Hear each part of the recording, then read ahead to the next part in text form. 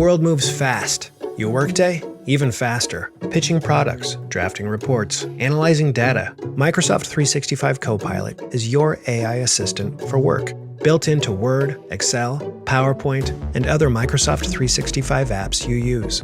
Helping you quickly write, analyze, create, and summarize. So you can cut through clutter and clear a path to your best work. Learn more at Microsoft.com/M365 Copilot. Hey, it's Sterling K. Brown from the Hulu original series Paradise. The next chapter begins as Xavier's search for his wife takes him above ground, and what he finds will change everything. It was never just about the bunker. Tune in and discover the truth lies outside. Paradise, the official podcast, is now streaming, and stream Paradise on Hulu and Hulu on Disney+. Sports Social Podcast Network, the biggest voices in sport. Let's take a look at some of the lineup. The Anfield Wrap. Liverpool are not equipped. That is a deliberate decision, and for me, that is deeply unacceptable. Football cliches. Turns out that Rudy Voller was born son of Rachel and Derek Voller from Basildon and Hainault. Tennis Unfiltered. If Sinner and Alcaraz are turning up to tournaments and have bothered 99% of the time, one of them's going to win it. All on Europe's biggest sport podcast network. Find your next favourite sport podcast. Search Sports Social Podcast Network and listen wherever you get your podcasts. Sports Social Podcast Network. Verified comparison at content.sport-social.co.uk/comparison.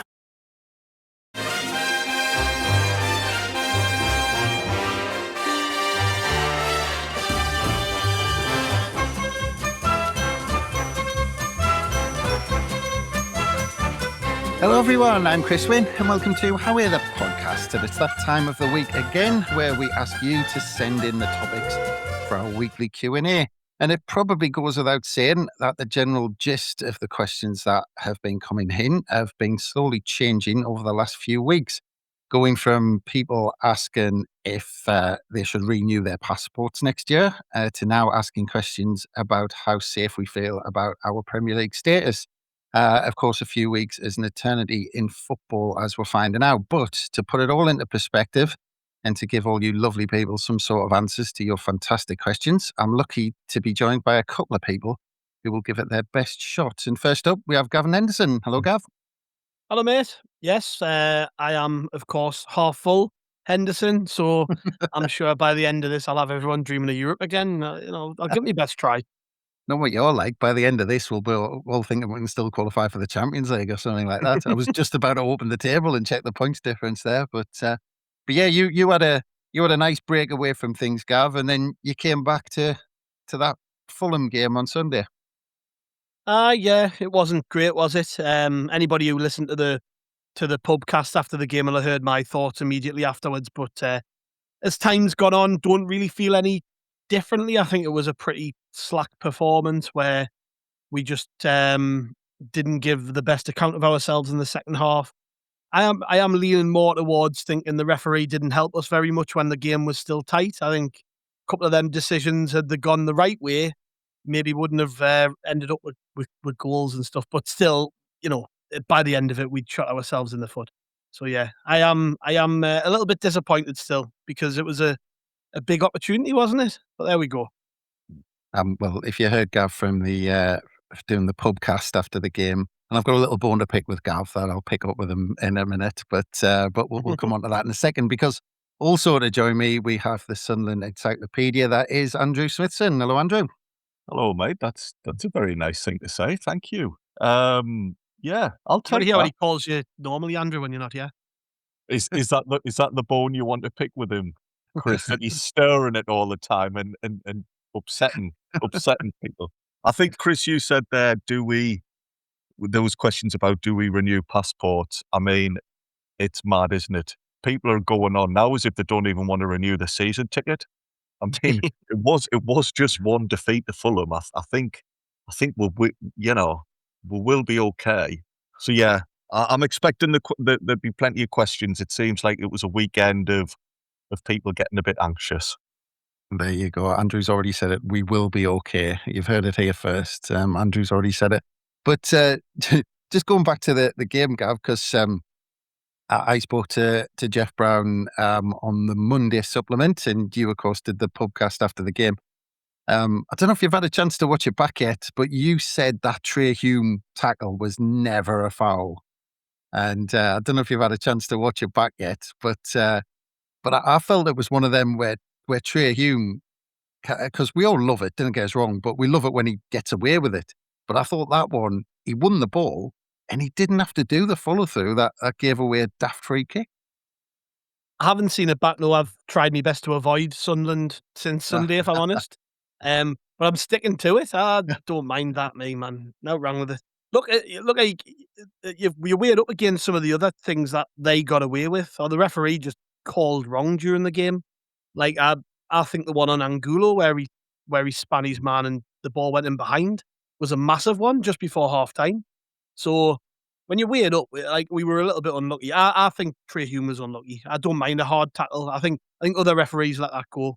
And Harry Wilson, by the way, made it look like he'd been shot. That was probably the most annoying thing about it.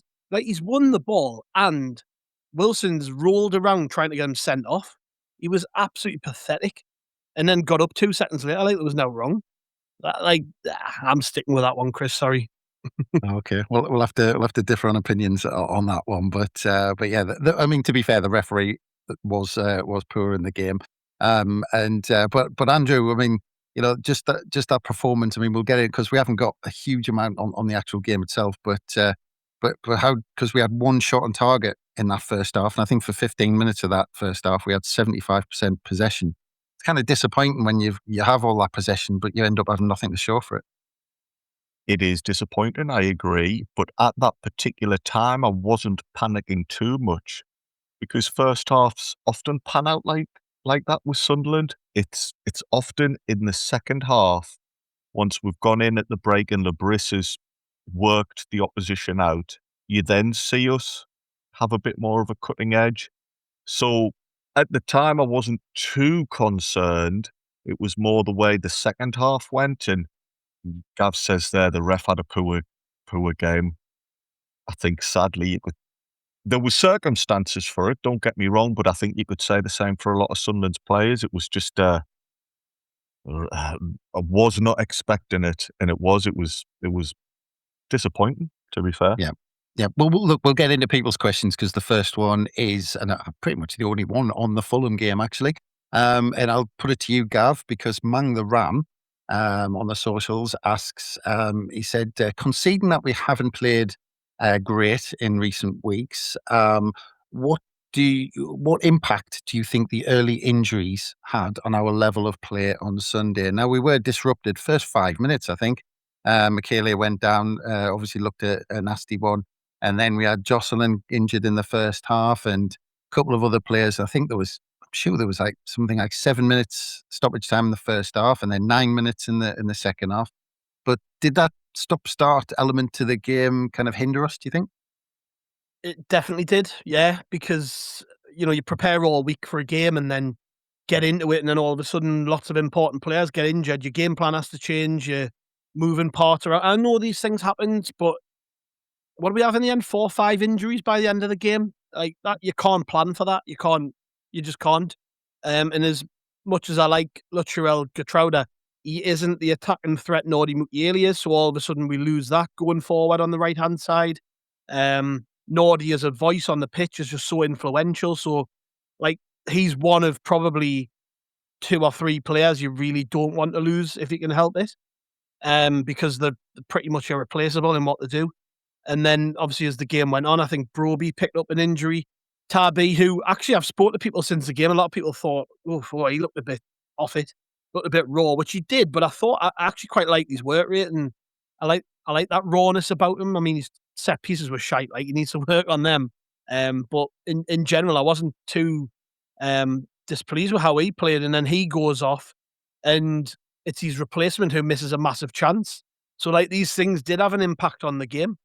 Definitely. Whether it would have changed the outcome of the game, I'm not sure. I think our strength in home games this season a lot of the time has been in kind of the latter stages of games, as you know, if we keep things tight, or even when we've been behind. And you think of the Bournemouth game at home, Brentford at home, where we've been behind, and then as the game has gone on, we've then improved and we've got stronger and stronger, and the momentum's there. Well, it wasn't with this one because we lost so many players. And you mentioned the added time. I think it was 7 at the end of the first half, 9 at the end of the second half. It was a stop-start game. The crowd just weren't into it. By the time we needed the crowd to be into it, the game was virtually over and people were piling out of the place. And I just think that all stemmed from the amount of stoppages in the game, really. Lots of players going down. It was on both sides. And yeah, it was a very disruptive game. And if you're the away team, that's exactly what you want, isn't it? You want the game being constantly disrupted and any momentum the home team has being disrupted. And that was the case in the end, unfortunately for us. Yeah. Just quickly put it to you, Andrew, because Gav mentioned Jocelyn. It was probably a surprise that he was in the starting 11 to start with for quite a few people. But I just quickly wanted to get your thoughts on kind of the first outing in the Premier League when we've seen him, because first 20 seconds I thought, oh, here we go. He was turning players, he was doing flicks and tricks, and then he put a corner into the side net, and I went, oh, actually, I'm not sure if I've quite decided here. But what did you make of him? Well, I was surprised as well that he started, and Gab's used the word raw. I'd agree with that. The set pieces, I mean, I have to assume that it was some sort of deliberate tactic to hit them towards the near post, because after you've done the first couple wrong, why would you keep doing exactly the same thing? And to be fair, I don't even think it was him. I think whoever then came on did the corners afterwards did exactly the same thing. People around me were going mad at that. There's something about him. Yeah, he's got good pace, he's got trickery, but I think there's a long way to go with him. And let's be honest, he's not been playing in a particularly strong league, so it's a big ask for him to come in and hit the ground running. You're going to expect there to be a bit of time for him to acclimatise, but there's enough there to think that he might have something. Can I just say about our corners, by the way? Because Jocelyn took one on his debut, which I thought was weird, but that was crap. Enzo Lefebvre took some. They were crap. I'm sure Angulo had a go. They were crap. And actually, I didn't realise, but we've only scored 2 goals this season from corners, and it's the worst in the Premier League. We are level with Brentford, I think, just scoring 2 goals off corners all season. But anyway, that's something else. We'll go on to the next one, because Michael Bowers touches on the game a little bit, but asks a pertinent question. I'll put this one to you, Gav, because he says, although we are 99% of the way to safety, how many more points do you think the lads need to absolutely make sure? And also, how much of a moron is Craig Pawson? He's a massive moron. I think Johnny got that across quite well on the podcast. Just an awful display from the referee. Read the first part of that question again, Chris, just so I make sure I get that right. Basically, we're 99% of the way to safety, but how many more points do we need to absolutely make sure? Absolutely make sure. I mean, do you want the lottery numbers as well? I don't know. I mean, no, I think if we didn't pick another point up, we'd be fine, honestly. Ooh. That's my bold prediction. I don't think we need to win another point. West Ham are on 25, we're on 36. That's 11 points that they would have to make up in 11 games to be on the same points as us. And even then, the goal difference is stark. But in all honesty, I think there's a reason we've set a target of 40 points, because that tends to be more than enough. 36 would probably be squeaky bum time, I think. I think if you look at other than the last couple of seasons before this one, I think I think the threshold's been around 36, 35, 34 in terms of just staying up. So I would.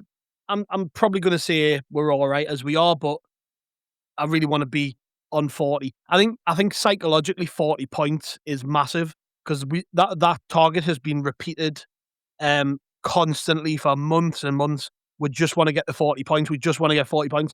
That might explain some of the recent performances and the nervousness, because we are just that little bit away from hitting 40 points.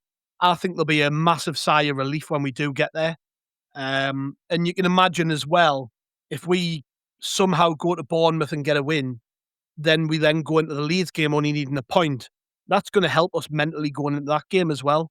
So I think 40 points if we're being honest, would be about right. I don't know what you two think, but I mean, 40 points should be more than enough. I heard somebody, I can't remember if it was you actually, Chris said on the pod the other day, you just trust it would be Sunderland to be the first team to go down with 45 points or something. You know what I mean?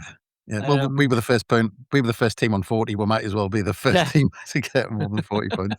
But but actually, that is a point, Andrew. That I actually said that to Simon O'Rourke when I spoke to him, and I put it in terms of saying it's that cricketer who's on 99. That people are just getting more and more nervous as we get closer to 40. But as Gav says, I mean, but looking at West Ham, I think they're on 26 points, like Gav says, but they've getting 11 points in the last 6.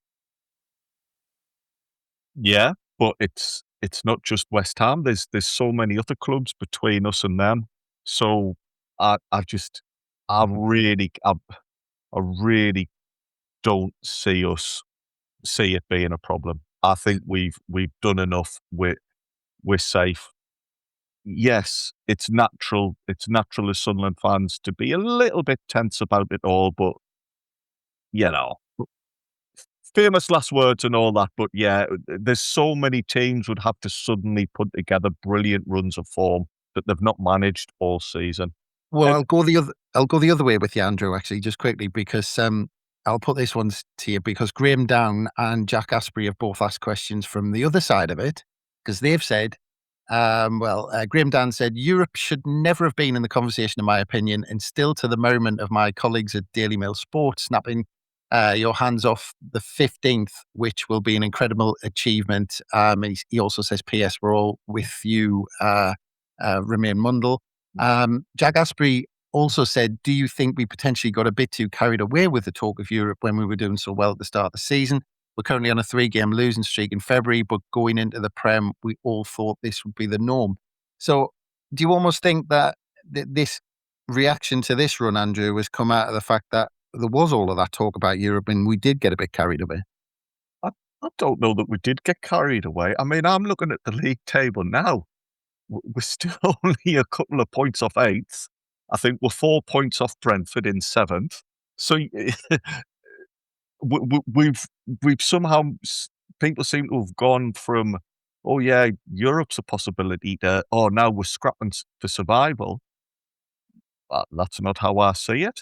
I mean, in those 3 games, we've lost to Arsenal and Liverpool, who are 2 of the best teams in Europe. And we've lost to a Fulham side who've got a bit of quality about them. But for large parts of the game, it was pretty even Stevens. Had Sunderland gone 1-0 up, it could very easily have been a different game. Don't get us wrong, I'm not saying everything's perfect, and I did come away from that Fulham match frustrated. But I think it's a bit too soon now to be writing our season off. I don't think it was unreasonable to look at the way we were playing, to look at the quality in the squad and think, Sunderland might sneak into Europe. So, yeah, I think people are maybe taken aback because we've not lost 3 Premier League games prior to now. We're not used to this feeling, and it's maybe causing people to flap a little bit, but I'm still of a mind to think we're going fine. We can easily turn this around. Well, just before you come in, Gav, because I know you want to come in on this, but just to kind of, when you add to this, because it does seem that a lot of people are confused, because I'll put the next one to you because it's all linked. Like somebody's just asked, he said, are there any updates on Broby and Michele? Because he said there's some talk on social media that we are already on the beach and we're sinking into a relegation battle. So there's this complete kind of duality with Sunderland fans at the minute where people are still saying, well, it's fine because Europe should never have been on the agenda, but we're sinking like a stone and potentially getting dragged into the relegation battle at the bottom. I mean, the word social media were just mentioned there, which says about everything, doesn't it? I mean, I opened Twitter after the game on Sunday, and the first thing I saw said, I wouldn't be surprised if we get a corner flag pick for Libris. And I just went, that's enough for me today, and turned it off. The people who go on Twitter and say stupid things are not worth the time of day. So do not listen. Like, still on the beach, on the beach, and already looking ahead to the summer. And what? Like, I mean, you mentioned it before. We've played Arsenal in that 3 games that we've lost. We played the team who, at the minute, are favourites to win the Premier League and last season's Premier League champions. And yeah, Fulham was disappointing. But do we need a bit of a reality check here or something? Like, were people not expecting that we would have spells in the season where we lose games? Like, I certainly was. If you'd went to me at the start of the season, around February time, you're going to lose 3 games on the bounce. Yeah, that's something that happens to every team. Like, didn't Liverpool just have a 4 or 5 game spell without winning? Like, Man U have come out of absolutely nowhere and won loads of games, and you go through every single team. Like, every team bar Arsenal, I think, have had a spell of losing this season. What makes Sunderland so unique? I understand it because we love the team.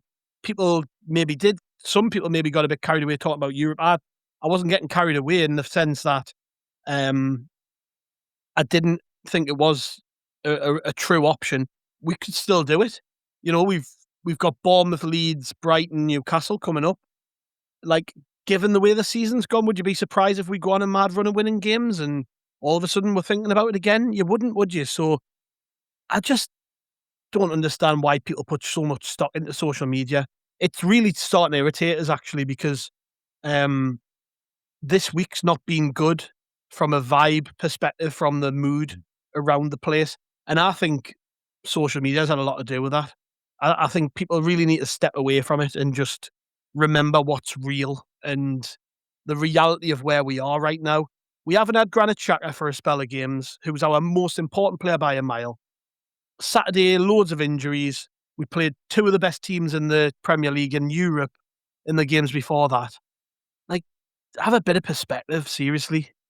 Just remember that you would have taken this at the start of the season and let that stay in the back of your mind as the rest of the season plays out. We are not going down. I'll give every single person listening to this podcast £1 million if we go down. There we go. There's a claim for you.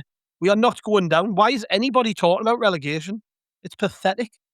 Anyways, before I carry on anymore and start calling people bastards and fuckwits and whatever, Chris, I'll let you come back in. But Jesus Christ, man, just struggling, isn't it? I'm struggling to find a pen to write down exactly when Gav said that, just so I can quote him on it later on. But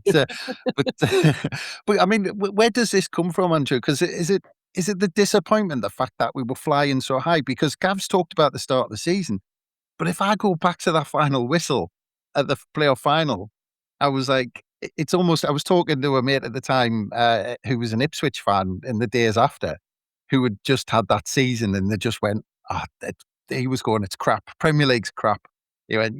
Almost Ipswich fans were glad to have a season in the Championship just to win a few games because it was so crap. And I was going, oh God, potentially we've got a season like that to come. And look at what we've had. Yeah, I still see it as a great season, and yeah, it is quite surreal just how much people seem to be upset by this. Gav says as well, though, is it just social media and things are being magnified and things are being turned into something that they're more than they are? Because the mates that I've spoken to were actually at the game. Yeah, there was disappointment, and yeah, there was things we could have done better, but nobody was going crackers and saying Lebris needs to go or we need an overhaul in the summer. I just think it's life in general at the minute. Everything seems to get blown up on the internet into something completely different. Fulham are a handy side. It's not like Wolves have turned up here, unable to buy a win for love nor money and turn us over. But Wolves took points off Arsenal last week. I made this point on the reaction pod. Like, people go on like we've just got some God-given right to walk over teams. And I made this point. Fulham got an injury to a winger who cost them 50-odd million in the summer, and they brought on Oscar Bob, who cost 40-odd million. They're not a bunch of mugs. Doesn't matter what the table says, where they'd been on a run of 3 games without a win. They're not a bunch of mugs. And by the way, that shows you that after 3 defeats, you can still rebound. Like, I agree with you there. Like, I think when you look right through the league, there's not a single team in this division who's deep down poor. Like, I think if, the current format in the Champions League, where it's like a table of God knows how many teams, and you only have to finish in the top 2/3 to qualify for the next round or whatever it is. If you put every team in the Premier League into that situation and they had to play 8 games or whatever it is in the Champions League, they would all qualify, all of them. That's how good the Premier League is, and that's how good these teams are. Even Wolves and Burnley would do well in that. So why people think Sunderland have just got this right to walk over teams, like, they wouldn't outright say, well, we should. I think we've got the right to be beating Fulham, but that's the pervading feeling, isn't it? It's like your ego's been bruised because you lost at home to Fulham. Honestly, a reality. We're gonna have tougher seasons than this coming up, much tougher. And if people kind of hack losing a couple of games, they really need to sort it out. I'm ranting again here, but like, it's true. Like, the amount of people who streamed out the ground the other day because we were getting beat 3-1, and I'm almost thinking, how many of them people were there in League One when we were getting beat off shit like Cheltenham and Doncaster and stayed in the ground? Like, is this just a symptom of being in the Premier League, where you get more people coming along who really at heart just don't care as much as we do and are casuals? Really, like, is that it? Is that a symptom of being in the Premier League, that you attract people who just aren't as bothered as you are? I don't know, but it really wound us up that at the weekend. I think we've reached a point where we need to nip it in the bud before it gets worse, actually. Yeah. Well, Andrew mentioned people laughing and joking about Regis Lebris possibly going, and you'll be unsurprised to know what the next question is. But before we get on to that, I think we'll take a quick break. This episode is brought to you by Indeed. Stop waiting around for the perfect candidate. Instead, use Indeed sponsored jobs to find the right people with the right skills fast. It's a simple way to make sure your listing is the first candidates see. According to Indeed data, sponsored jobs have 4 times more applicants than non-sponsored jobs. So go build your dream team today with Indeed. Get a $75 sponsored job credit at Indeed.com/podcast. Terms and conditions apply. Let's be completely honest. Are you happy with your job? The fact is, a huge number of people can't say yes to that. Too many of us are stuck in a job we've outgrown or one we never really wanted in the first place. But we stick it out and we give reasons like, what if the next move is worse? And I've put years into this place. And maybe the most common one, isn't everyone miserable at work? But there's a difference between reasons for staying and excuses for not leaving. It's time to get unstuck. It's time for Strawberry.me. They match you with a certified career coach who helps you get from where you are to where you want to be, either at your existing job or by helping you find a new one. Your coach helps clarify your goals, creates a plan, and keeps you accountable along the way. Go to strawberry.me/career and get 50% off your first coaching session. That's strawberry.me/career. And welcome back to How We're the podcast. And as I said, you probably won't be surprised what the next question is, because I'm going to put it to Andrew, because he mentioned it. And it said that we've got a question from Elliot, and he says, do you think Regis will be here next season? We've seen from KLD that his ambitions are through the roof, and Regis doesn't feel like a 7th to 10th place manager, and we've seen how ruthless he can be. I'm not sure what you make of that one, because you did mention that people were going, they said Lebris out and all that sort of stuff, but we're already getting people hinting at it. I think that's perhaps a case of people putting 2 and 2 together and getting 5. Because, that's a fair point. The hierarchy are ruthless, and when they think it's time to move somebody on, they'll do it. There's no sentiment. We've seen that with Speakman recently. I'm surprised I haven't seen somebody say something like, Speakman was obviously holding the club together and now he's gone. We might as well wind the whole thing up because, we've now lost a couple of games since he's left. I think, though, that, just because we are ruthless doesn't mean we're daft. And we've seen time and time again, the clubs see beyond these little hiccups in the road If you were to bring a neutral into this call now, somebody who follows the Premier League but isn't a particular Sunderland fan, they'd be shaking their head, thinking, what he is going on about? You're what? You're 12th. You're exceeding expectations. Got some good players in the squad there. You've got Xhaka coming back. I don't think anybody on the outside would be looking at Sunderland as a club in crisis or anything. And yet, internally, there's a load of people losing their minds. And it's perfectly justifiable to have a bit of disgruntlement about the Fulham game, and could Lebris have done something different with his starting 11 or his changes, or was he not quite there tactically? But we're just talking about little parts of the games, little parts of the season. Overall, he's clearly doing what the club expected of him, and he's got us performing well above what most people thought. So talk of him potentially getting peddled at the moment, I think it's crazy. And what message would it send out? What message would that send out to whoever we then try to bring in his place? Be like, flip my neck. If you can't deliver perfection, there's going to be people on your backs and they're going to want shot of you. It's all a bit much. And Gav said earlier, it's perhaps as if some people's egos are bruised and they're just going ever so slightly over the top with it all. Yeah. I mean, Gav, Rich Lebris earlier in the season was, in discussions, possible manager of the year and all this sort of stuff. Even, like said, Jamie Carragher and Gary Neville and all that, and, conversations that they had. But we had some more questions on Regis Lebris. One of them was, he said, RLB and the players become a victim of their own success with the fans. Sunday was a very sad atmosphere to be part of. And the other one, it's another question about Regis Lebris, has said, I know last year, this was from Joe Brown, by the way, he said, I know last year was different, but is it a worry that we've fallen off in the second half of the season? Do we not rotate enough, or is RLB being found out? And, like you said, I mean, it's Arsenal, Liverpool, and okay, you can point to the Fulham one, but there's a lot of fingers being pointed at Regis Lebris for some reason. Again, ridiculous. Just don't get it. The question about, is there a possibility that he could lose his job? Well, I kind of understand where that might be coming from, because they have been really ruthless with every decision they've taken since they came along.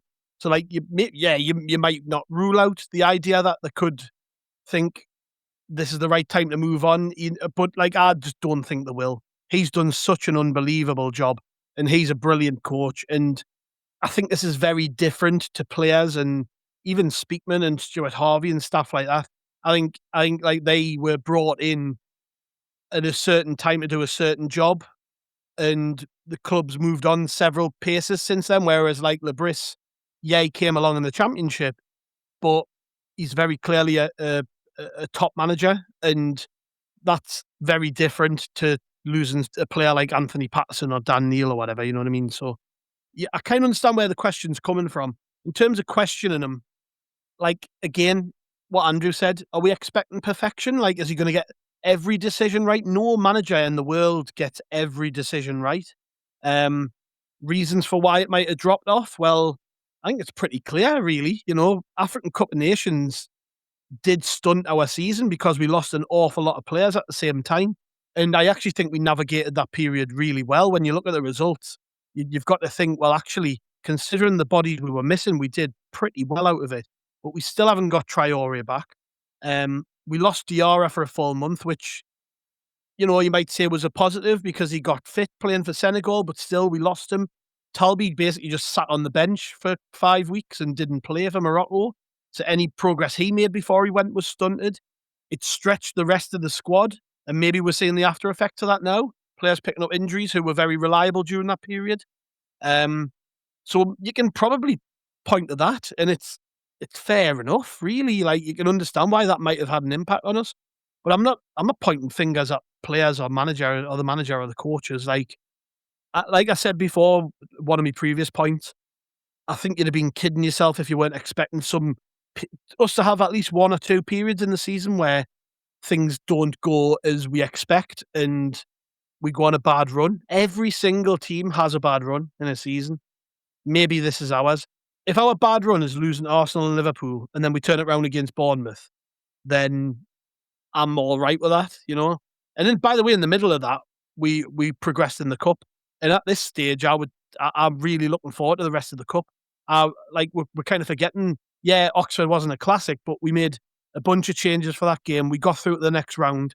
We've got a pretty favourable looking game in the next stage. And then after that, you're 1 win from Wembley. Like, this is how close we are to this season being, and the outlook being totally different. We've talked about this quite a lot over the season, and we're about how, like, the mood flits game to game at Sunderland. Like, genuinely, you know, you can lose one game, the world's ending. Everybody thinks the world's ending. But then you pick up a victory, and all of a sudden, none of these questions come to the surface. You can guarantee we get a good result at Bournemouth. We don't get a single question asking, do we think Labris is going to be manager next season? It should, like, my point is that it shouldn't sway as much as it does. What happened to just being rational and sensible and seeing things through a critical lens? Like, we're not sitting here saying don't be critical. Absolutely not. Do I think Labris has made mistakes over the last month? Absolutely. You know, I think he's maybe relied too much on bringing on Romain Mundle to make an impact when he's clearly struggling and he's only a young player. I think you know, you could probably point to the decision to play human midfield, and has it worked? Occasionally, yes. Occasionally, it hasn't.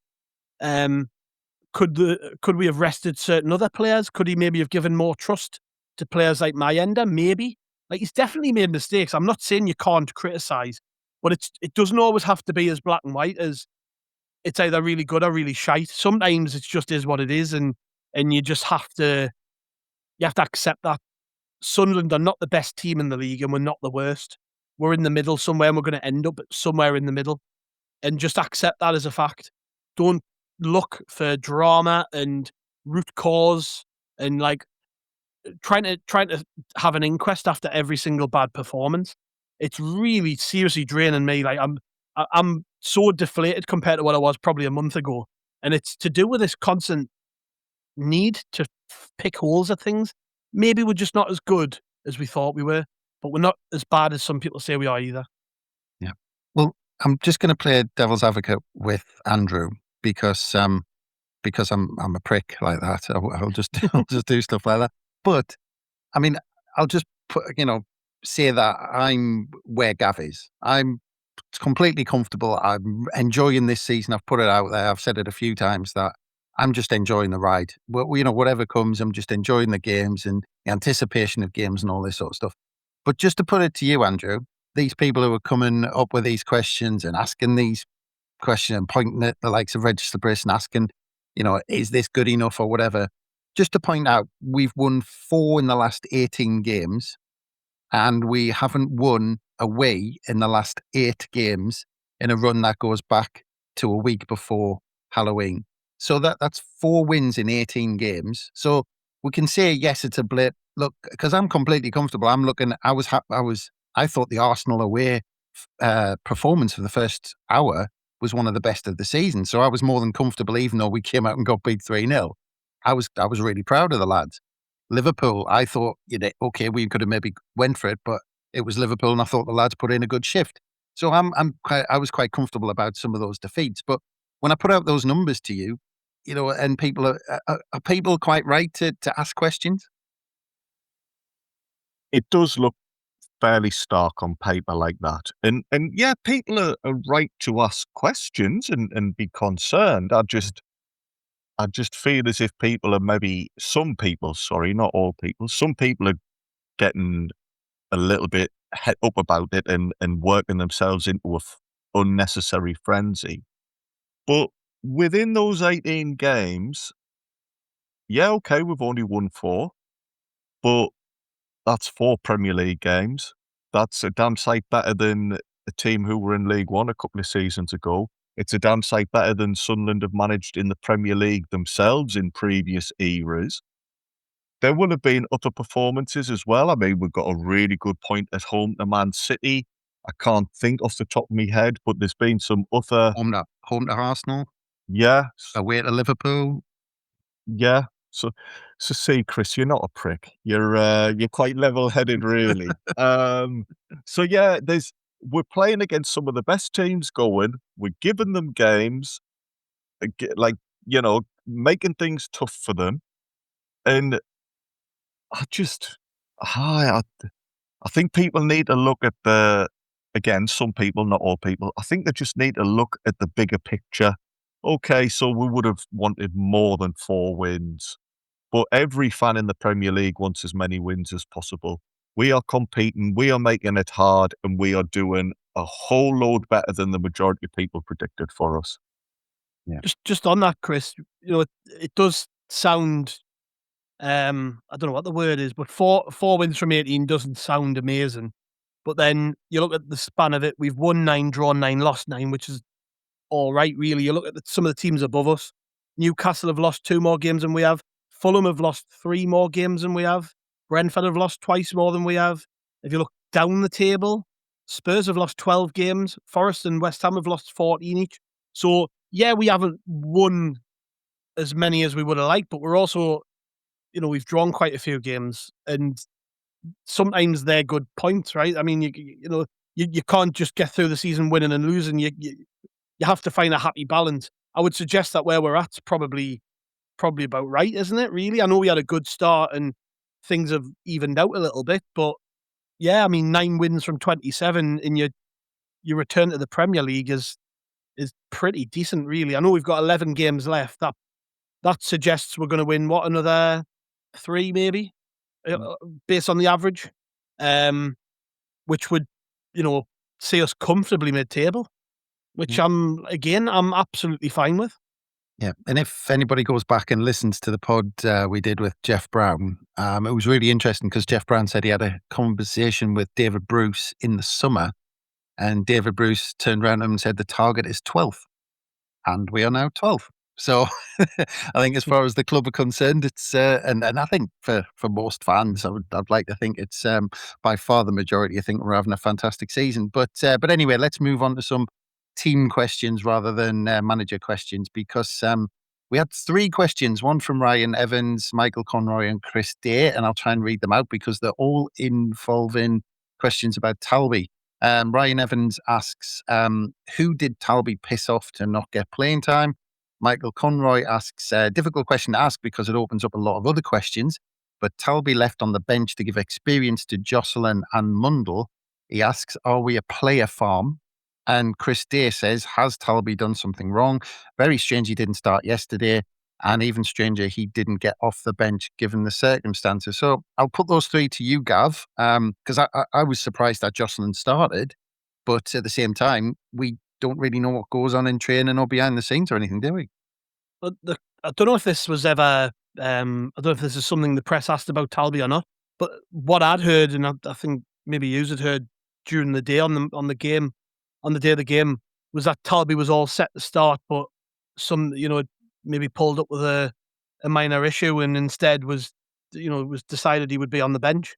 So you talk about all the injury problems that we had on the day, you could probably include that in there. He was all set to start ahead of Angulo on the left-hand side, which I guess would explain that. And I can understand why people would question that and be like, why is Talbi not starting? But do people want to see Talbi on the right? Because I'm not sure I do. I like Talbi off the left. He can play on the right, but he doesn't look as effective to me because he's effectively on the wrong side of the pitch, really. So I wasn't against the idea of Jocelyn starting. I would like to know, were people bothered when they saw the team sheet? Like, were people looking at the team sheet when it came out before kick-off and were they going, ugh, why is Jocelyn starting? Everyone I was with and everyone around me in the pub before the game was like, ooh, because he'd looked good against Oxford. Everybody was like, I don't mind that. Quite like the idea of him starting.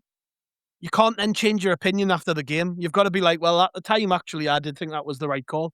So I'm in that camp. I quite like the idea of him starting, and I thought he looked all right. There was a few moments where he was a bit raw and not quite with it, but I think that we went into the game with full knowledge he would be like that, and it's actually that rawness that's sometimes the strength of the player.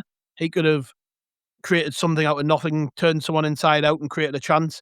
And I think he threatened to do that a few times actually. And had he been given, maybe another half an hour on the pitch into the second half or whatever, he may well have created something. But obviously got injured, and it is what it is. So yeah, I didn't hate the decision to play him. What were the other questions, Chris? Other than that, you put three together there, didn't you? Yeah, it was pretty much just. He said, "Does RLB not deserve stick for playing Mundle over Talbi?" Again, he says, he says, that the comments after the game were way too far about Mundle, which goes without saying. But he just said, "Does the manager deserve stick for basically putting people on ahead of Talbi?" No, he doesn't, because it's his job to make them decisions.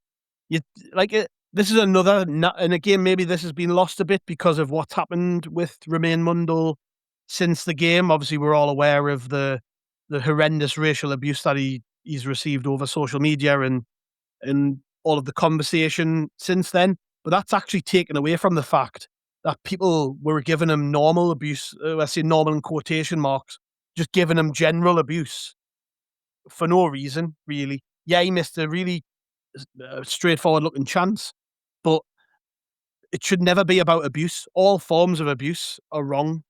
And I actually wonder, how much this conversation, this narrative around Mundle has fed into some of the other things that have gone on, because he's talked about like he's an absolute numpty, and he's not. He's done some really good things in a Sunderland shirt, and he's a young lad, more importantly, and deserves support.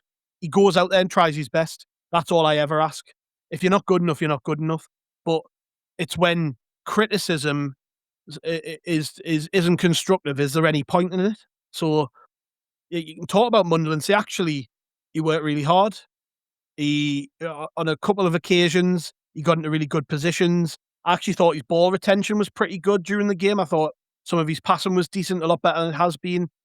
He got into the space to get the chance that he got, which he missed. So these are things which are actually fairly positive. On the other side of that, he's clearly struggling for confidence. He's clearly struggling to get into games. The chance he missed is probably proof of that. And you have to ask yourself, like, why are people so intent on just being right about Mundle instead of being supportive and offering constructive criticism about these things? I don't think Lebris deserves any stick whatsoever for that choice. I've got no problem with Romain Mundle. We don't see the stuff which happens between games in training. Mundle obviously works very, very hard, impresses, does all the right things, turns up on time, puts in the maximum effort he can, or he wouldn't even be in consideration to play games. They're the bits we don't see. So to answer the question, Lebris deserves absolutely no stick. If he was picking, if it was like picking Darren Gibson after he'd been done for drink driving, yeah, then that's completely different. But just because a player isn't as good as some people would like, nobody should get abuse or stick. I don't agree with that. Yeah. Well, I mean, just on a topic that's kind of linked, Andrew, and I'm putting these two together because Joel Lewins asks, would you sacrifice Enzo Lefebvre on the left to ensure midfield solidity with Siddiqui, Xhaka and Diarra? He also adds Traore on the right and Robbie up front, but obviously Traore needs to come back from injury. Because Adam Pinkney asks, which is linked as well, he says, do you think our lack of goals is down to a lack of creativity in our midfield, specifically forward passes, line-breaking passes, or poor output from our wingers? Because, to be fair, it does seem like Enzo Lefebvre has been trying to find a solution to us on the flanks all season. I mean, that's probably the position where we've most chopped and changed, isn't it? It is, and other than Traore, you can't really think of anybody who's been consistent in those positions, which is why questions about should Talbi have started, should Talbi have come on, seem a little bit after the event for me, because we're not talking about a lad who's been in sizzling form and producing high levels every single week. So, yeah, I can understand why there's question marks over the positions. I've talked myself into a cul-de-sac there, Chris. Remind. Sorry, Gav's already asked for a reminder. Remind me what the question was there, because it's about lack of goals and creativity in our midfield, because he's asked about putting Enzo Lafay back out to the left, because I said for a while, actually, that I remember going back to the Brentford home game where I thought Enzo Lafay was brilliant outside on the left, but he's been fantastic in the middle. But he's almost saying, do we sacrifice how good he's been in the middle and stick him back out on the left when everyone's fit? Yeah, I don't mind that option, in all seriousness, because he has done great things out there. I mean, he's a quality player. He's contributed wherever you put him in the pitch. And if you go to our big expensive midfield of Xhaka, Siddiqui and Diarra, that might give us a bit more balance in other areas. But things like lack of goals and what have you, is it not just a simple case of the Premier League's canny hard? Do you know what I mean? We're a new team in the Premier League, and we've had a bit of a dip, but we're not. We keep coming back to these same points all the time. I'm not seeing this crisis that a lot of other people are. And over time, we probably will want to get more adventurous and become a bit creative. But we've scored enough goals so far to get us mid-table. It's a dangerous one. And if you start becoming more attacking and look to be more creative, I think you lose things in other areas of the pitch. Yeah. Well, Gav, it's weird, isn't it? Because Mark Pritchard asks on a similar vein. He says only Forest and Wolves, both relegation candidates, have scored less goals than us. We rarely score in the first half as well. I think we are safe, but do you think Regis Lebris will change philosophy or formation later this season and into the next? And I always find this type of question weird, because it's almost like when you get into a really good position in the table and flying high first half of the season, it's almost like saying, right, well, everything we were doing so well to get us into this fantastic position, we just want to throw out and start again. Yeah. And it's almost like knee jerk to just a couple of reactions, a couple of results, isn't it? Yeah, I think our philosophy, our principles are built on being solid, or as solid as we can be defensively. So we always set out to be more naturally cautious, and that's not always a bad thing. I think Sunderland in general, we are a team built with hard-working players. There's not a great amount of flair in the team, and even in the wide positions, even you mentioned Lafay before. Enzo's one of the hardest working players in the team. Talbi's a grafter. Angulo, when we signed him, we were told has some of the best defensive statistics of any winger in Europe. So we clearly have a type of player that we like to sign. So naturally, as a unit, you're going to be a little bit more safe and defensive. But that's what's got us to this point. That is why we're not where West Ham are. Where you look at West Ham's team, and I've got a feeling they're going to be safe. But you look at Bowen and Somerville in particular, who are their two best players. They are out and out attacking, creative players. If Sunderland had players like that, we'd probably have conceded a lot more goals. We might have scored more. The point I'm getting at here is we can't just abandon those principles that we live by. Ultimately, this isn't a case of Regis Lebris telling the lads, right, go out there and just don't get beat. We try to win every game, but we'd maybe do it in a different way to other teams. And it really is as straightforward as that. I think we do get a little bit caught up in like the right way to play football, don't we? Like as football fans, like fans of any club, there's a right and wrong way to do things. For me, I just want to see my team win games. I don't care how we do it, whether it's 1-0 or whether it's not.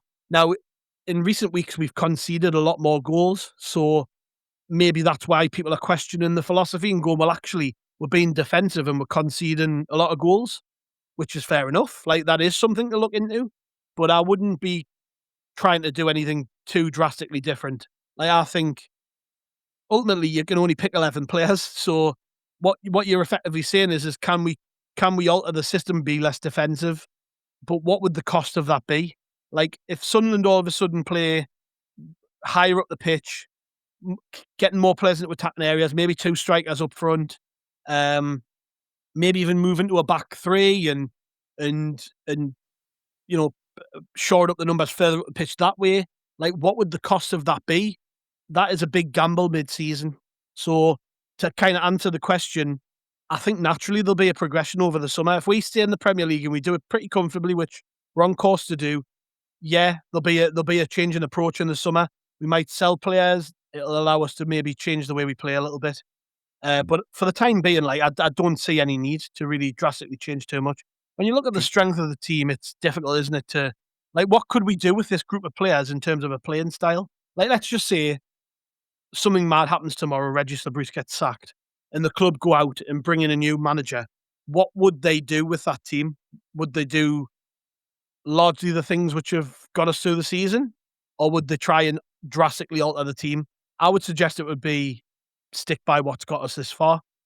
So, and what I mean by that is that we've built a squad to play this way, haven't we? Really, and that's ultimately it. Really, you can't change too much at this minute.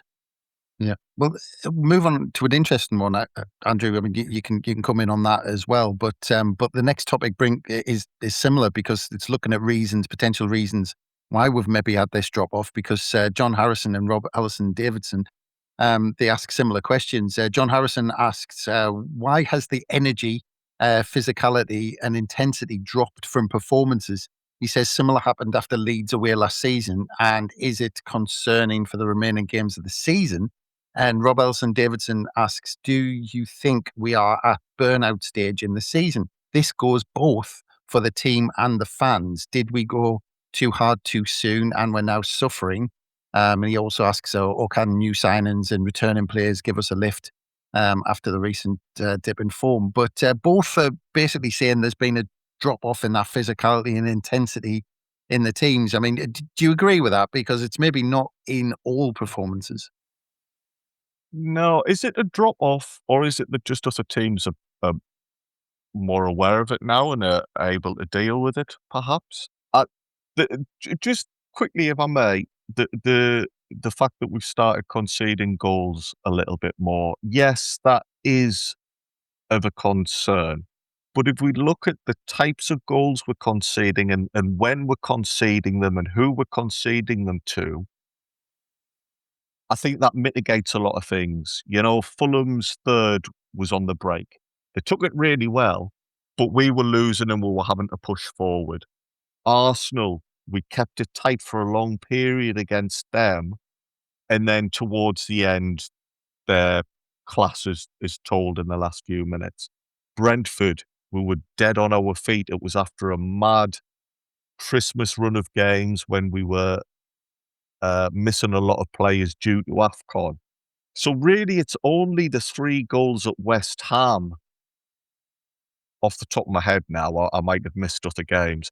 It was only those 3 goals at West Ham where I was really concerned by the defence. And yeah, okay, so in recent games, there's been a drop-off in results.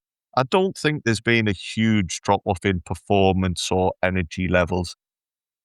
It's just other factors contributing to it. I mean, against Fulham, we've played most of the game without our first choice fullbacks. That's a huge impact on how we play, and that's bound to mean we don't hit the levels and do things quite as well as we want to. But the players on the pitch were still competing, I felt, and still working hard. Burnout stage, I don't know. I don't know. Maybe for fans, that was one of the points. Maybe, yeah, a few fans have got a bit blasé and have decided to expect too much. But I don't see that yet in the players. I just think we're hitting a patch where we're playing against other good teams and they're shading games. Yeah, well, just on that point with the fans, Gav, because I know you've had a few things to say about how the fans reacted to that, especially that third goal that Fulham scored. But just to build off that point that Andrew was just talking about there, Sean Cotwell asks, do you think fans have forgotten how difficult this season was supposed to be due to how well we've played? He said Slayton plays at every turn, leaving the match in droves on the 80th minute after the third goal went in. It only took half a season for us to become a spoiled Prem team. But do you think that the fact that it was the target to get 40 points and stay up, and that almost has been achieved, there's almost a bit of everyone's just brought it down a couple of notches now? Does feel like that, doesn't it? Early in the season when I was going to games and I was coming on here and talking about it, I was like, every game felt like an event. It felt like a big occasion. That was never going to be sustainable. It just wasn't. These things happen. I think a big part of that has been the amount of home games which we've had moved for TV to silly kickoff times has not helped at all. Because when you're playing Saturday at 3:00, it's a different feeling to being there on a Monday night against Burnley or, a Sunday afternoon or whatever it is. Like, there is a different feel, but it isn't solely down to that. I just think there's been a bit of complacency generally. And have people just started turning up and expecting wins? I don't know. Like, it feels like that because obviously I can only make that assumption because we conceded a third goal on Sunday in whatever minute it was, the 85th minute, and the ground just emptied. And I was looking around and I was thinking, hang on, what's going on here? We're only 2 goals behind Fulham. There's going to be a lot of time added on here. Why are people leaving early? If we get a goal in the next couple of minutes, there's going to be loads of time put on top of that. And the players need us. We've really owned and been proud of the till the end slogan, and rightly so, because it's something we've lived by, really. We've picked up results in the last minute of games this season. So, like, I just didn't get that. Why were you were effectively turning your back on the team, going, "Oh well, it's over now, game over. Oh well, I'm going to get myself away." That to me smacks of complacency. You can only make that assumption. And I'm not saying I've never left a game early, but this team really didn't deserve that. Doesn't matter how poorly they played, they didn't deserve that. If we were going to have any chance of getting back in the game on Sunday, which we all would have wanted, we would all wanted to see Sunderland get a draw from the game. We needed the fans behind the players for them latter stages. And 9 minutes of injury time is a ridiculous amount of time. There's a lot can happen in 9 minutes. So that was crucial. But the ground was half empty. The players must have looked around and went, "Oh, well, what does that do for their confidence?" And I know people will turn around and go, "Well, you pay your money. It's your right to leave early." I also think that doesn't exempt you from criticism and doesn't exempt you from people like me pointing out that you're wrong, and that's not support. That isn't support. I've walked out the Stadium of Light when we were getting thumped 4-0 off Palace, and I think we got beat 5-2 off Villa once. And like in days like that where the team on the pitch really did give up, and you were walking away and going, "This club's an absolute mess. This club is an absolute mess. Why should I stay in the ground?" I've done it then. This team doesn't deserve that treatment. Has done nothing to deserve that treatment, nor has this manager. I feel like all I've done is whinge today, but it's like I've got a lot to get off my chest with this. And I think these are conversations a lot of people in the ground will have been having since as well, because honestly, it was galling. I'm looking around thinking, hang on, this is not right. And I hope that the fact that it's been highlighted so much makes people think twice about doing it again. Next time we lose at home, don't walk out the ground. Stay till the end. If we were getting beat 6-0, fair enough. I can kind of get it. But we were still in that game at that point, regardless of the fact it was the 85th minute. We were still in the game. And that was really, really disappointing. I thought we were better than that. I lost a lot of time and respect for people who left the ground early after that. Gav, we've had this conversation plenty of times before, and yeah, I can't get my head around it. You said, though, how do you think the Sunderland players feel by seeing that? How do you think the opposition players feel? They must they must love it. Fulham will probably say to themselves, right, lads, we're going to have to dig in here. It's going to be a tough 10 minutes to see this one out. Oh, no, maybe not. A load of people have just given up on this lot, so their confidence is shattered. It boosts Fulham. And the whole season ticket renewal campaign is about that, isn't it? About how teams don't want to come here because of the crowd. The crowd have at times been a huge influence on the team. So it doesn't do anybody any favors. I do fully understand that people pay their money and are entitled to do what they want. But yeah, I was really disappointed by it. And this isn't everybody, and apologies if I'm making a sweeping generalization, but the people round me who were leaving early were the ones who were being the most negative throughout anyway, and just fragile people who get annoyed because the away fans are singing a hurty song that they don't like the words to, even though they've done it to them 2 minutes before. And they're the ones who are complaining and shouting abuse out at individual players and making out as if, oh, you should have scored that, you should have buried that. Really, mate? Because you struggle to get up and down the stairs. I'd like to see you on the pitch. What makes you think you would have finished that chance? So, like you, Gav, I might just be now going into a massive rant and losing my head over it. But I've never understood why certain people just seem to give up on the team when they've spent the last 80 minutes screaming and their eyes bulging anyway. And we know for a fact it's upsetting the team, and we are allowed to pull people up on it, I think. We're not talking about the genuine fans who had genuine reasons to leave. We're talking about the ones who basically, if they're alongside you in the trenches, you'd be gutted because they just flipping give up at the first sign of trouble. Can you imagine if the players did that, Andrew? What the reaction would be? Like, Romain Mundle took a load of stick for missing a chance in the game, right? Never gave up. Tried his hardest. If he's not good enough, that's not the same as being a quitter. And I think it smacks of double standards when fans just complain about this, that, and the other, which some might say it's legitimate, some might say it's fair. But I think if you just, shite, and then walk out the ground when the game's still going on. People forget about Mundle that in some ways he almost risked his future by turning out for us in the playoffs. Mm-hmm. Mm-hmm. Yeah, well, we ran this quote on the socials, but there are quotes attributed to Mundle where he said, "I love this club, I love these fans." Like, what does that say to him? You know, we're using Mundle as the example because I think he's been scapegoated more than anybody over the last few weeks, and unfairly too. Because even after he played well against Oxford, people were saying to me, "Well, he's shit still." It shows his level. They can't give him credit, and they can't say, "Actually, he played pretty well." Maybe it is his level, but he played well. That's all I care about. He played well in that game. He did enough in that game against Oxford to deserve a chance at some point. He did.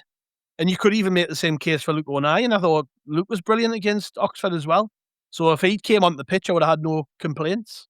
I don't know. There just seems to have been a change in atmosphere, a change in mood. I think we can sit and talk about the reasons for why that is till the end of the day.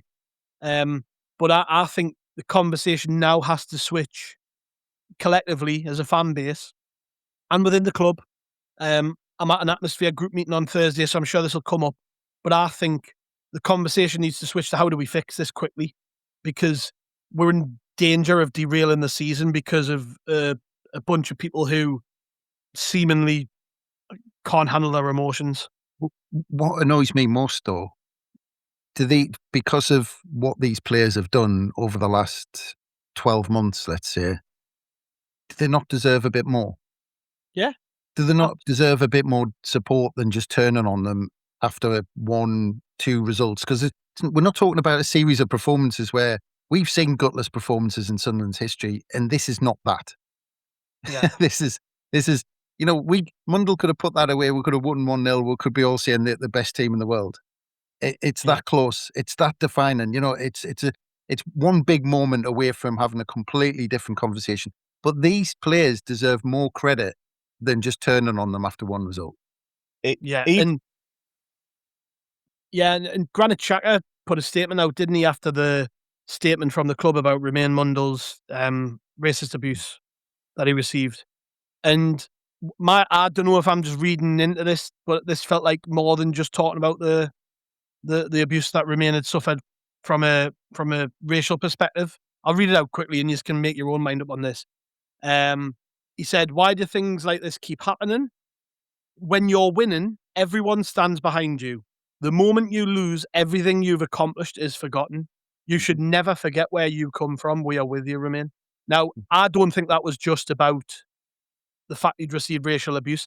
That was about the abuse as a whole, because he has.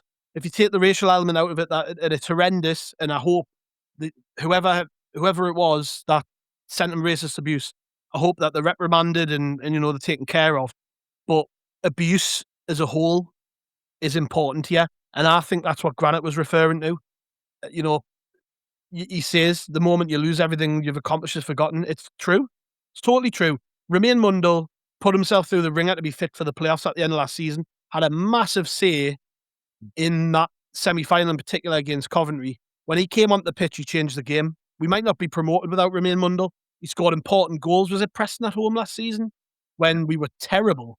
And he smashed one at the top corner from 25 yards. Those were important goals that he scored for us. The season before, I think it was Luton away, or it might have even been that season. Luton away when we were 1-0 down, we won 2-1, and Mundle scored the winner. People do forget these things very, very easily. All of a sudden, he's shite, and I can't subscribe to that. People need to back this lad. They need, not just him, they need to back all the players. Like, remember what you say. Like, again, I feel like I've got to re-stress this. We're not saying you can't criticise people. You can't, I'm not saying you can't say Romain Mundle didn't play very well. That isn't what we're saying. Tweeting things like, I saw somebody say, "I'm going to kill myself if I see Romain Mundle play again for Sunderland." Someone actually tweeted that. Somebody with SAFC in the Twitter handle said, "I think I'll kill myself if I see Romain Mundle play again for Sunderland." Do you think he won't see that? Or his family won't see that? Or his friends won't see that? What goes through people's heads when they say things like that? Well, Gav, it's ridiculous. On that particular comment, not just what would Romain Mundle think, but come on, that's not something you use as a joke. Mental health matters are serious. You can't just throw something out like that out. But I fully get all those reasons, what both of you said about how this particular squad doesn't deserve any grief, and they've given us so much effort and so many happy memories. But even if you park that to one side, you've turned up, you're wearing a red and white Sunderland shirt, so you must want Sunderland to win. Forget everything else. How do you think abuse is going to make that team perform? I can't understand it. And there's been words like fickle used and fragile used, and from some of them, it is that. Like you say, I'll see somebody with a player's name on the back of the shirt, and then they'll be calling them all names under the sun. It's like, well, hang on. Last week you were chanting their name because they scored. This week you're calling them the C word because they haven't. It's all really bizarre, and I don't know what this makes me sound, but I'm a Sunderland fan. I bloody love Sunderland, and I want Sunderland to. I'm desperate to see them do well. I'm never going to stand up and call a player a name. I might be frustrated and away from the game on a podcast or talking to me mates, I might be critical. I just don't get it. And I dare say if you ask some of these people to explain their thought processes, they wouldn't have a suitable answer for you. The clue is in the word supporter, isn't it? You should support. And like I say, until they give you a reason not to, like I mentioned Darren Gibson earlier, he was the first one that came to my head. But there's been players who've came to this club and genuinely, treat it with contempt. I did a bit of a talking the other day with the North American Supporters Association, and this came up during the conversation, and we were talking about similar topics as we have today. And I mentioned Will Grigg. I was like, you think about like a player like Will Grigg. We signed him in League One. He never wanted to be here. He wouldn't even move from the Northwest to live in the Northeast. He commuted to the those were players of a time where like they didn't get it. I can't believe anybody would want to give any of this current lot abuse. Like none of them deserve it. None of them deserve to be called shite or lazy, as is often thrown around. Lazy, you hear that one quite a bit. Like they're all trying their best. They're all trying their absolute best. Support them, particularly when they're young. Young men like Romain Mundle. There's a reason he's probably deleted Instagram, and it won't just have been the racist abuse. He's probably took a lot more stick than just racism. Like, honestly, I can't believe it, mate. I can't believe any Sunderland fan why you would go to Twitter or Facebook or Instagram or whatever it is and call out one of your own players and say something that could negatively impact upon their own mental health. I just don't understand it. It does not work in my brain. That don't get it. Unless they've given you a reason for it, why would you? And playing poorly is not a reason. Yep, absolutely. And I fully expect this one to rumble on. I don't think this is the last we've heard of that conversation, unfortunately. But let's finish on a very light-hearted one, just to get us leave on a positive note, because our last one from Steve Richards, and apologies, there was loads of questions, so I think we might have missed a few. So apologies if we didn't get around to your question. But Steve Richards asks to end us on, he says, obviously, if we can't have both, and I'm going to start with Andrew with this one, obviously, if we can't have both, would you prefer to beat the Mags or get to Wembley? Get to Wembley. I couldn't give a flying F about them these days. And see beat them, Andrew. I'd rather never have to play them again, in truth be told. Do you know what? Seeing as in the spirit of trying to end this pod on a positive, I'm going to say it. I fancy our chances in the Cup. I don't know if it'll be via the Cup or not. I still think Sunderland will qualify for Europe this season. There you go. There's a positive end from me. Yeah. Well, I'm going to check the fair play table now to see if that might be a route. But Gav, what do you reckon? I would rather get to Wembley, yeah. I love Wembley. I love a weekend away with my mates on the drink.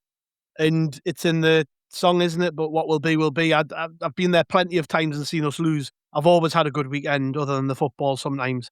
I've seen us beat the Mags loads. Yeah, I know there's not an actual situation where I'm going to have like a genie saying to us, right, you've got one choice here. You beat Newcastle or you get to Wembley. But in that hypothetical world, I would much rather be going to Wembley in whenever it is, May or whatever. Listen, I've got it sorted. Why don't we beat Newcastle to get to Wembley? And then everybody's happy, Well, again, by the way, if it's the FA Cup, so there's potentially two trips to Wembley, isn't there? So it could be double whammy and a big hole through my bank account. But I've got quite used to these yearly jaunts down to London. I quite like them. I don't want them to stop anytime soon. Well, there you go. You heard it here first. Gavin Henderson is bored of beating the Mags. But not bored of Wembley. But not bored of Wembley. There you go. Well, brilliant. Look, that's a brilliant way to end the pod. So it just leaves me to say thank you very much, Gav. Always a pleasure, mate. Yes, I've got a lot off my chest there, mate. Thanks. You did. I did put a lot of pointed questions at you on purpose just to get you your blood boiling. But thanks again, Andrew. Cheers for your time, mate. Thank you. Yeah, there seems as if there's a bit of division between the fan base, but however, let's all get behind the lads and we'll still finish the season strong. Don't worry. Don't panic, anyone. Yeah, absolutely. And thanks again for everyone who sent the questions in. Really good questions to get us going. And thanks again, everyone, for listening. Don't forget, we'll have loads more on the Roker Report website. And we'll also have pods every day, of course, on How We're the Podcast. So look out for all of that. But from us, it's bye for now.